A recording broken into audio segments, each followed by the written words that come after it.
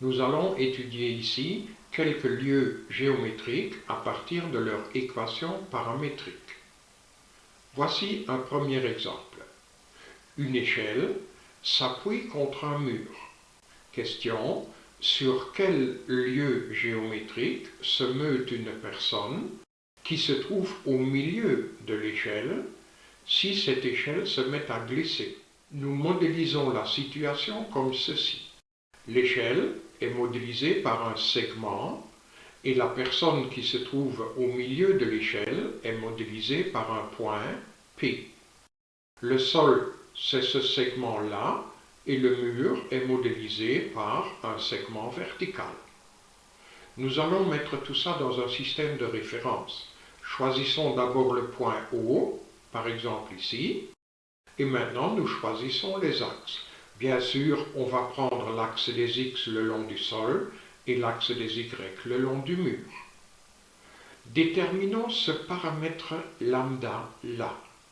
Ce nombre, cet angle, c'est bien un paramètre parce que si l'échelle se met à glisser de telle façon à ce que l'échelle reste en contact avec le sol et avec le mur, alors le nombre lambda, il change. Ce nombre lambda, cet angle-là, c'est donc bien un paramètre. Appelons encore grand L la longueur de l'échelle. Et appelons aussi xy la coordonnée de ce point P. Donc, lorsque l'échelle glisse, abscisse x et ordonnée y varient, bien sûr.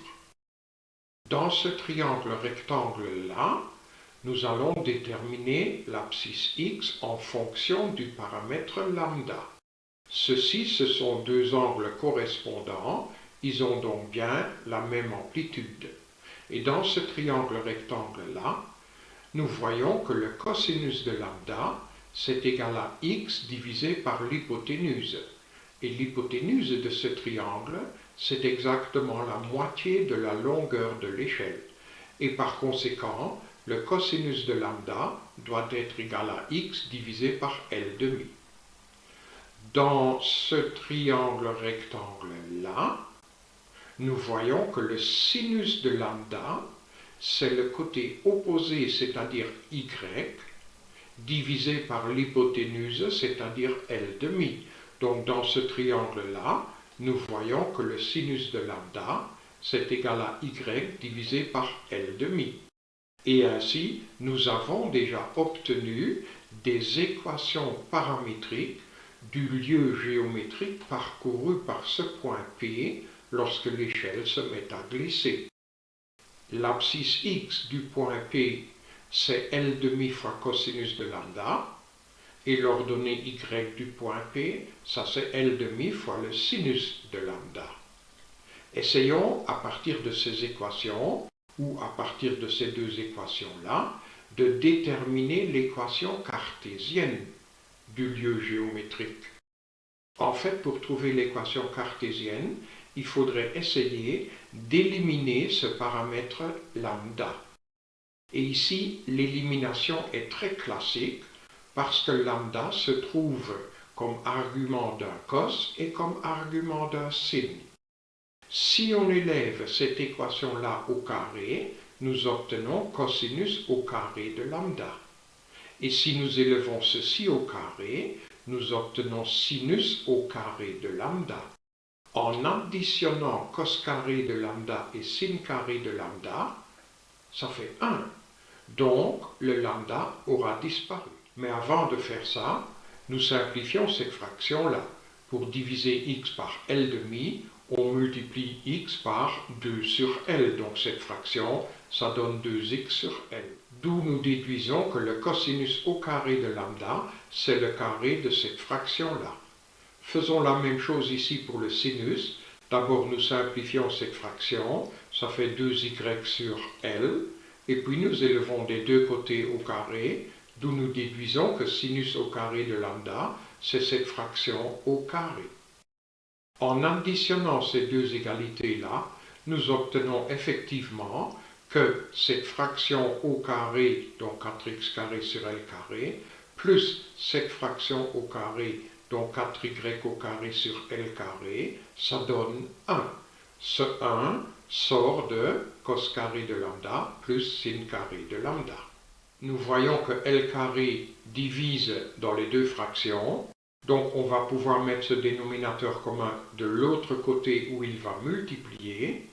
Et puis ici à gauche on peut mettre le 4 en évidence, et puis il multiplie tous les membres de gauche.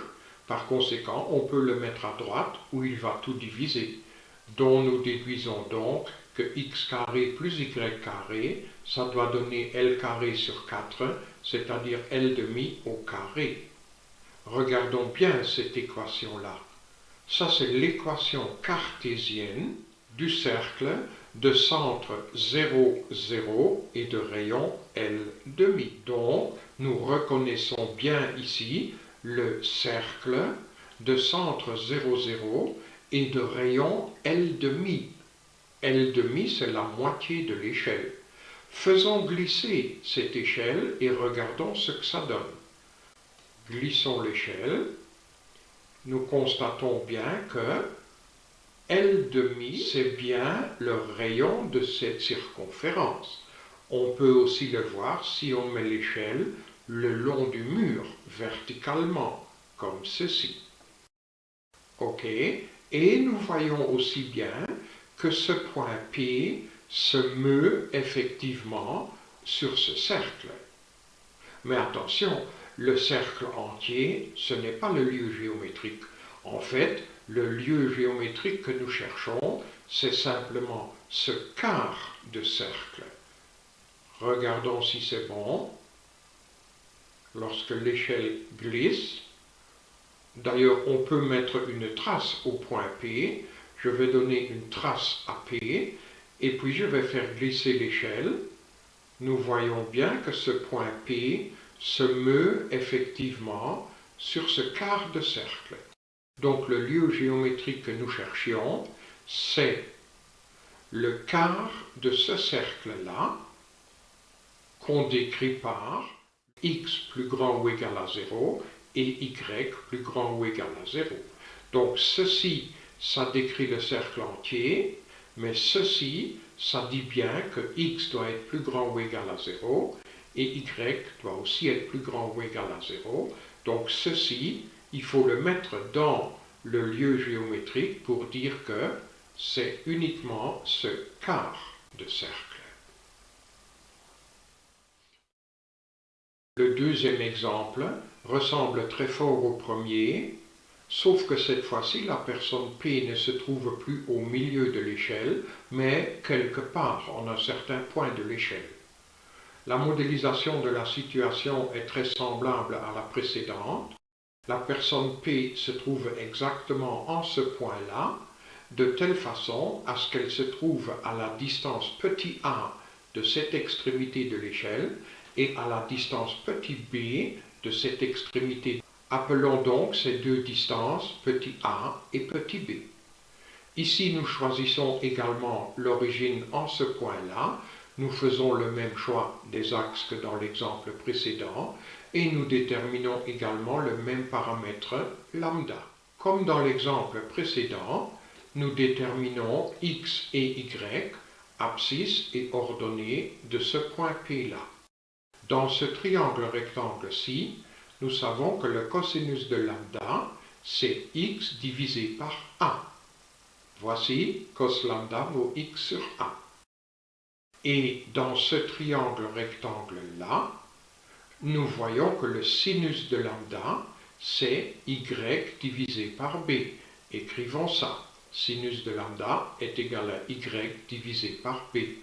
Grâce à ces deux équations-là, nous avons tout de suite des équations paramétriques du lieu géométrique que nous cherchons, parce que l'abscisse x de ce point P est décrite au moyen de ce paramètre lambda. X, c'est égal au nombre a donné fois le cosinus du paramètre lambda. Idem pour y, c'est le nombre b donné fois le sinus du paramètre lambda. Nous essayons maintenant de nouveau de déterminer l'équation cartésienne du lieu géométrique. Pour cela, nous allons bien sûr élever cos lambda au carré, donc aussi la fraction x sur a, et nous allons aussi élever cette équation-là au carré des deux côtés. En additionnant ces deux équations-là, nous obtenons de suite l'équation cartésienne de l'ellipse de demi-grand axe petit a et de demi-petit axe petit b. Donc ceci, ça c'est l'équation cartésienne de toute cette ellipse-là. Lorsque l'échelle glisse, nous voyons bien que ce point P se meut le long de ce quart d'ellipse. Donc nous en déduisons que le lieu géométrique, c'est le quart de cette ellipse-là, et le quart de cette ellipse est bien décrit par abscisse x de tous ces points P doit être plus grand ou égal à 0, et l'ordonnée y aussi. Voici l'exemple 3. Question: quelle trajectoire parcourt une balle lors d'un tir oblique? Nous cherchons donc la trajectoire de cette balle-là tirée par ce canon. Modélisons la situation en négligeant la résistance de l'air et posons l'accélération de pesanteur égale à 9,81 mètres par seconde au carré. Nous mettons tout ceci dans un système de référence. Choisissons l'origine à la sortie du canon, l'axe des x horizontal et l'axe des y vertical. À la sortie du canon, la balle a une vitesse initiale que nous appelons V0. L'abscisse x de cette balle, c'est alors nécessairement V0x fois t, parce que le long de l'axe des x, donc horizontalement, le mouvement de la balle doit être un MRU, un mouvement rectiligne uniforme, parce qu'il n'y a aucune force horizontale qui agit sur cette balle-là. Selon l'axe des y, c'est différent, parce qu'il y a le poids, l'attraction gravitationnelle de la Terre, qui agit sur cette balle verticalement.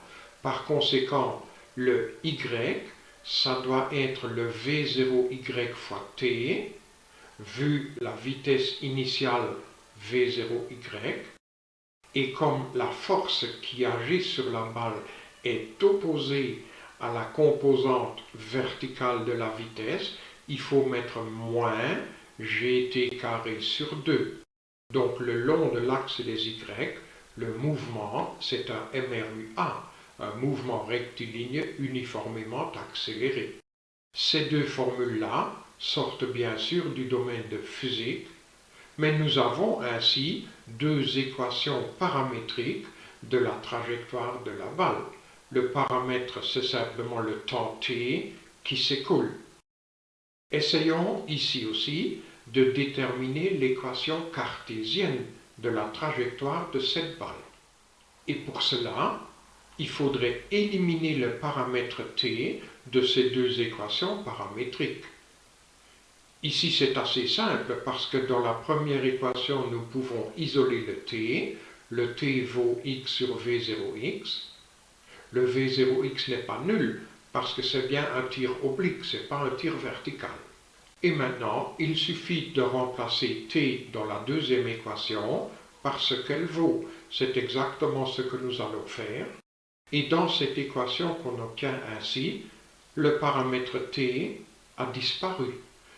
Ainsi, nous avons donc éliminé le paramètre t. Dans cette équation-là, y est au premier degré et x est au deuxième degré. Donc ceci, c'est l'équation cartésienne d'une parabole. C'est l'équation cartésienne y égale a fois x carré plus b fois x. Ça, c'est bien l'équation cartésienne d'une parabole. Donc, la trajectoire de la balle, c'est bien une parabole. Mais évidemment, le lieu géométrique que nous cherchons, ce n'est pas la parabole entière, c'est juste cette partie-là de la parabole. On va remettre la balle à l'origine, voilà, Et maintenant, nous observons le mouvement de la balle le long de cette parabole.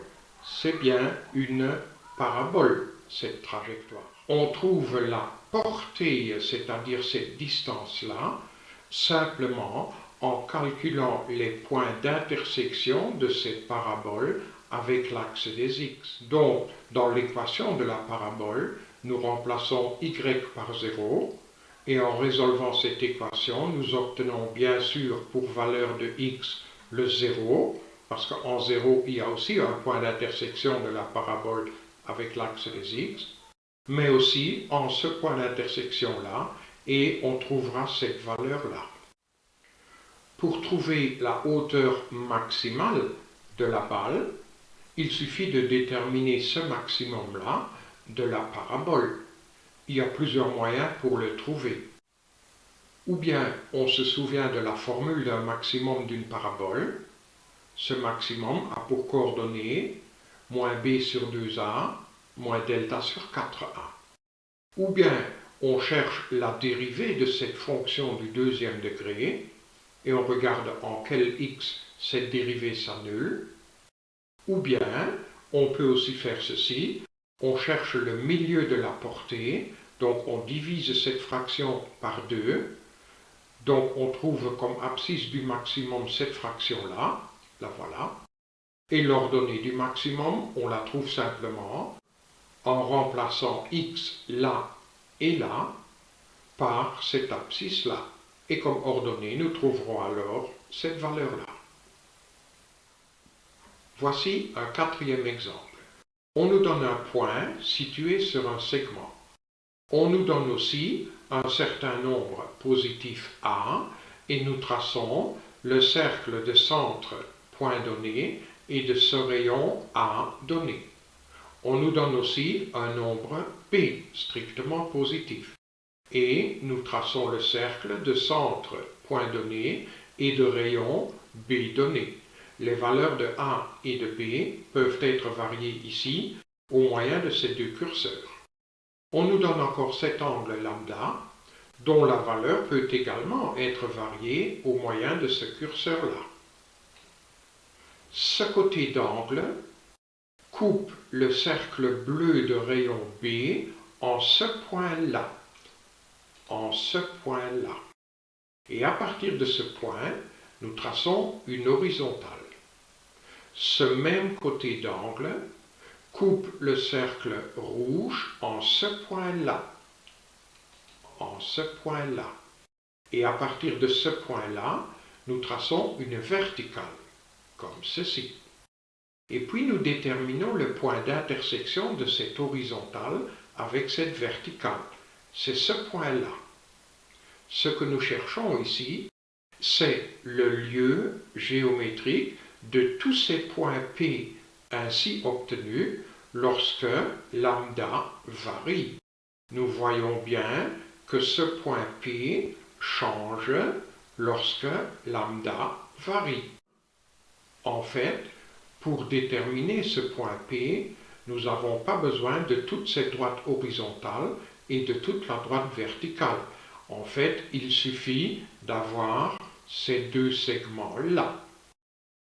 Observons maintenant le mouvement du point P lorsque lambda varie.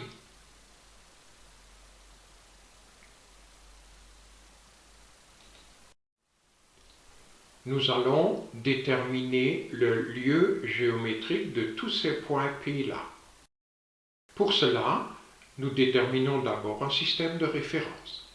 Appelons l'origine le point donné au départ, ce point-là. L'axe des x, on va le tracer horizontalement, l'axe des y verticalement.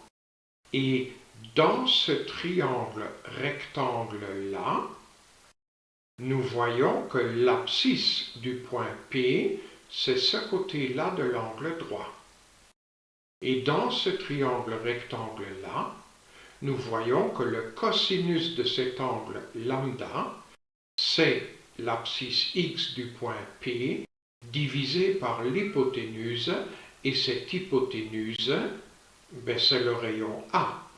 Par conséquent, nous voyons que le cosinus de lambda, c'est x divisé par a. Dans ce triangle rectangle-là, nous voyons que le sinus de lambda, c'est cette longueur-là qui n'est rien d'autre que l'ordonnée de P, c'est-à-dire y, divisé par l'hypoténuse, et l'hypoténuse, ça c'est le rayon du cercle bleu, c'est-à-dire petit b. Et par conséquent, grâce à ce triangle rectangle-là, nous voyons que le sinus de lambda est égal à y divisé par b. Donc nous avons déjà deux équations paramétriques du lieu géométrique demandé. Et bien sûr, nous les reconnaissons. Ce sont des équations paramétriques d'une ellipse. L'équation cartésienne de cette ellipse s'obtient rapidement en éliminant le lambda. Ça, c'est de nouveau l'élimination classique de lambda si lambda apparaît sous forme cos lambda et sin lambda. On élève des deux côtés au carré, on additionne les deux équations et on obtient de suite ainsi l'équation cartésienne de l'ellipse en question. On va quand même bouger l'ellipse. Je vais donner une trace au point P, donc voilà. Et maintenant, on va laisser tourner ce point P.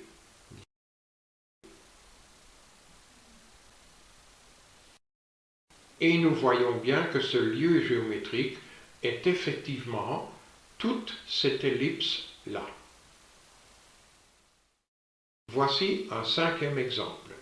Nous observons le mouvement de ce point P lorsque cette roue tourne sans glisser. P parcourt bien une certaine trajectoire dont nous allons déterminer des équations paramétriques. Ça, on le fait dans un système de référence. Choisissons d'abord l'origine, c'est le point de départ de P. Choisissons aussi les axes et nous pouvons encore déterminer l'unité de notre système de référence. Pour simplifier les calculs, prenons comme unité le rayon de la roue. Maintenant, lorsque la roue tourne, on voit que ici, il y a un certain angle parcouru par ce point P. Cet angle-là, ça c'est notre paramètre lambda. Par définition de radian, cet angle au centre exprimé en radian est égal à la longueur de l'arc intercepté divisé par le rayon du cercle. Mais le rayon du cercle vaut 1. Autrement dit, la longueur de cet arc intercepté par cet angle au centre, c'est la même chose que cet angle au centre exprimé en radian. Donc la longueur de cet arc intercepté, c'est lambda. Et puisque la roue tourne sans glisser, cette longueur de l'arc est exactement la même chose que cette longueur de ce segment-là. Observons bien ce mouvement. La roue tourne sans glisser. Donc, la longueur de cet arc, c'est-à-dire lambda, en radian, est égale à la longueur de ce segment-là. Nous allons déterminer la coordonnée xy de ce point P-là. Et pour ce faire, nous décomposons le vecteur OP en vecteur OM plus vecteur MP. Bien sûr que le vecteur OP, c'est la même chose que le vecteur OM plus le vecteur MP. Donc la coordonnée de OP, c'est-à-dire XY, c'est la même chose que la coordonnée de OM, c'est-à-dire lambda 1, plus la coordonnée de MP. Pour mieux voir la coordonnée de MP, je vais mettre le mouvement comme ceci. Et nous allons regarder dans ce petit triangle rectangle-là. Ce côté de l'angle droit ici, ça doit être la même chose que le sinus de lambda. Parce que le sinus de lambda, c'est ce côté divisé par l'hypoténuse. Oui, mais l'hypoténuse, c'est 1. Donc le sinus de lambda, c'est la longueur de ce côté-là, qui est aussi l'abscisse de ce vecteur MP. Mais attention, le sinus de lambda est positif et l'abscisse de MP, elle est négative. Donc l'abscisse de MP, c'est moins sinus de lambda. Et pour la même raison, l'ordonnée de MP, c'est moins cosinus de lambda. Par conséquent, le vecteur MP a pour coordonnée moins sinus de lambda, moins cosinus de lambda. La coordonnée de OP est donc égale à lambda moins sin lambda, 1 moins cos lambda, comme ceci, dont nous déduisons de suite des équations paramétriques du lieu géométrique de ces points P-là, x égale lambda moins sin lambda, et y égale 1 moins cos lambda. Voilà des équations paramétriques du lieu géométrique que nous cherchons. Nous cherchons en fait le lieu géométrique de tous ces points P-là. Ce qui est super, c'est que dans GeoGebra, on peut introduire de telles équations paramétriques et tout de suite, GeoGebra dessine alors la courbe dont les équations paramétriques ont été introduites. GeoGebra trouve comme courbe ceci. Regardons bien le mouvement du point P lorsque la roue tourne pour voir si on trouve effectivement cette courbe-là.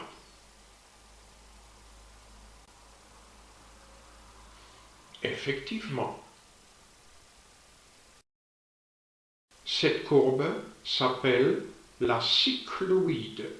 Ça, c'est une cycloïde. En fait, on ne peut pas dire que c'est le mouvement de la valve d'une roue, parce que la valve d'une roue ne se trouve pas à l'extérieur de la roue. En fait, la valve d'une roue se trouve un peu plus à l'intérieur. Mais il n'est pas très compliqué de paramétriser cette situation-là, et ainsi nous trouvons une courbe de cette forme-là, qui est décrite par la valve de la roue, la valve du pneu, la valve du vélo. Cette courbe-là s'appelle également cycloïde. Si au lieu de faire tourner la roue sur une horizontale, on la fait tourner sur un cercle, alors on obtient ce qu'on appelle une épicycloïde. En choisissant le système de référence de cette façon-là, il n'est vraiment pas compliqué de déterminer des équations paramétriques d'une telle épicycloïde. Observons le mouvement du point P lorsque le petit cercle vert tourne sur ce cercle rouge. La forme de l'épicycloïde, c'est celle-là. Si maintenant, au lieu de faire tourner la roue à l'extérieur d'un cercle, on la fait tourner à l'intérieur d'un cercle, alors de nouveau, en choisissant le système de référence ainsi, ce n'est de nouveau pas compliqué de déterminer des équations paramétriques du lieu géométrique obtenu, qui lui n'est, je vais faire bouger lambda, rien d'autre que cette hypocycloïde. Dans le logiciel GeoGebra, on peut simplement dans la saisie donner comme instruction courbe, je vais une fois taper courbe, et voilà, je vois ici courbe, expression, expression. Ok, on va choisir cette catégorie-là. Comme première expression, je tape par exemple le sinus de 2 fois un certain angle que je vais appeler phi. Je ferme la parenthèse. Je pousse sur le tabulateur, voilà. Maintenant, je suis dans l'expression 2, où je vais par exemple taper le cosinus de 3 fois ce même angle phi. Phi, c'est ici le paramètre. Tabulateur, voilà. La variable que je considère, c'est ce paramètre phi. Donc je dis à GeoGebra que phi c'est ce paramètre tabulateur. Le paramètre va varier de 0 tabulateur jusqu'à 2pi, et on peut simplement mettre 2 et puis pi, 2pi. Voilà. Et nous voyons de suite que GeoGebra nous trace cette courbe-là, dont l'équation, plutôt les équations paramétriques viennent d'être introduites. La courbe qu'on obtient ainsi s'appelle courbe de Lissajous. De telles courbes sont utiles par exemple en mécanique céleste. On peut encore s'amuser avec les équations paramétriques d'un lieu géométrique. Par exemple ici, j'ai introduit des équations paramétriques d'une certaine courbe, et dans ces équations paramétriques, j'ai encore inséré un autre paramètre que j'appelle ici k, et observons ce qu'on obtient en faisant varier ce paramètre k. Les mathématiques peuvent aussi être amusantes. Par exemple aussi ici, j'ai fait la même chose. J'ai introduit dans le logiciel GeoGebra des équations paramétriques, et dans ces équations paramétriques, j'ai encore inséré le paramètre k. Et on obtient alors un petit dessin animé de cette forme-là.